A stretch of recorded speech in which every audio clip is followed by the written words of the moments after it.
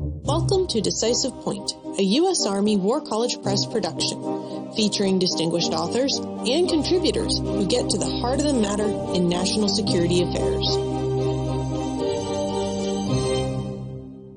Decisive Point welcomes Mr. Jody Prescott, author of Gender Blindness in U.S. Doctrine, featured in Parameters Winter 2020 issue. Mr. Prescott is an attorney and lecturer at the University of Vermont. He is also serving as an adjunct scholar at the Modern War Institute at the U.S. Military Academy.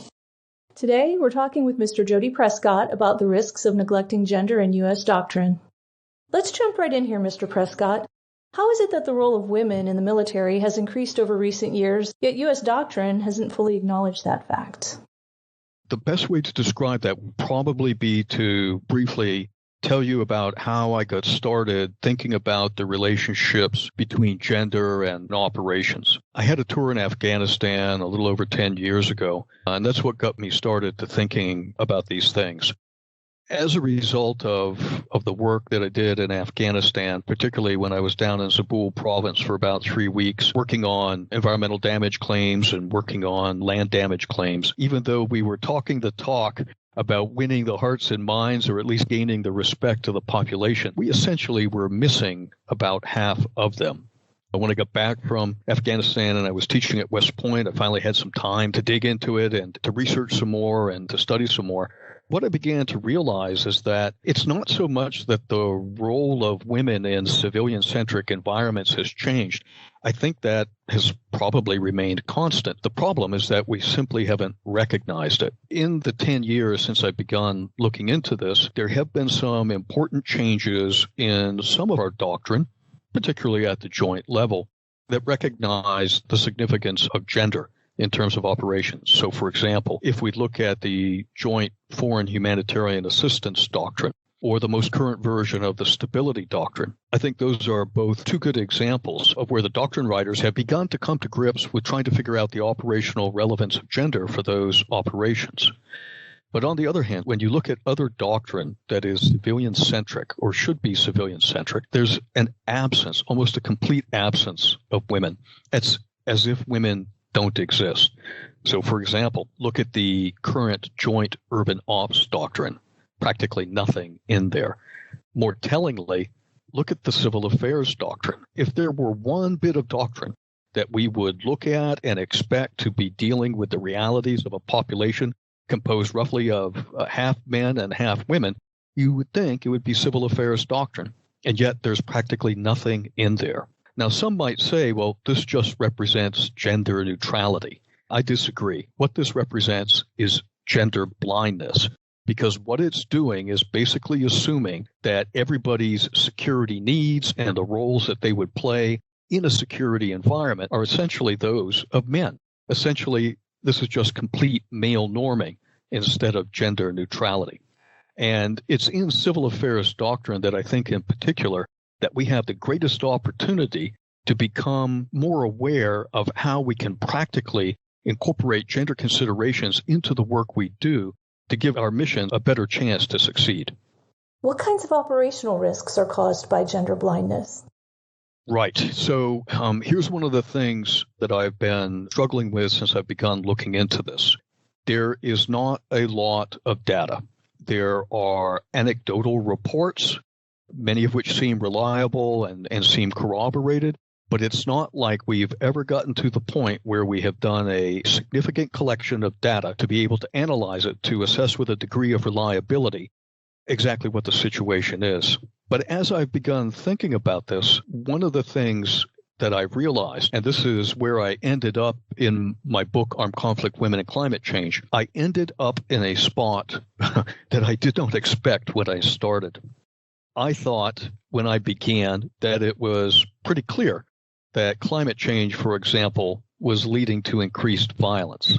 I thought that it would just be a matter of tying these different things together to explain how their interrelationships work, particularly after I did a comparative analysis of NATO, US, UK, and Australian doctrine. What I came away with at the end was that we simply weren't appreciating that gender is not always relevant in an area of operations. When you're dealing with a situation where you have an equipment-heavy, force-on-force engagement being fought outside of a populated area from the perspective of risk, and that is whether it's going to make a difference one way or another in terms of how that engagement comes out. Quite frankly, I don't think gender really enters into it. On the other hand, if we're dealing with civilian-centric environments, stability operations, for example, there I struggle to see how it could not be relevant. But I think part of the problem is there really hasn't been the development of an overarching theory of gender's operational relevance, and that is figuring out the points and the kinds of missions in which it actually would be important. The other thing that I realized was that there were risk analyses being done in the different gender assessments and maybe the higher level gender analyses that I got to look at, and there were not many.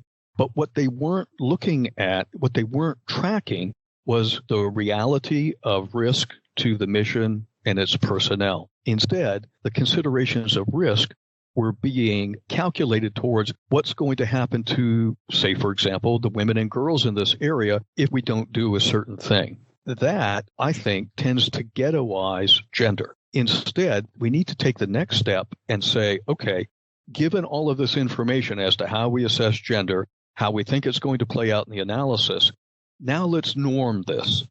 Let's put this into the regular staff processes and begin thinking about how it results, if any, in risk to the operation.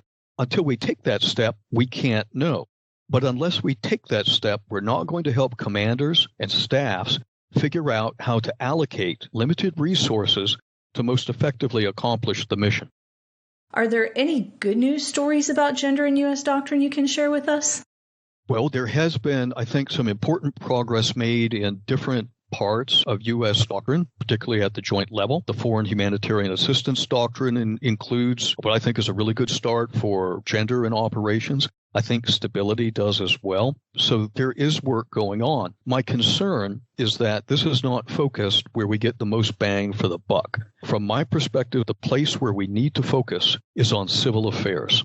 It really is civil affairs that provides us the existing infrastructure in terms of the thinking and the people that we have. We have an established system in terms of staffing planning. We have a way to include this. And the civilian component of that analysis seems to me to be the perfect place to feed this in. That's why the article that I wrote for your journal is focused on, right now, the joint level civil affairs doctrine, which I think, because of the complete absence of gender, is really, really a good place to start making an investment that could pay big dividends.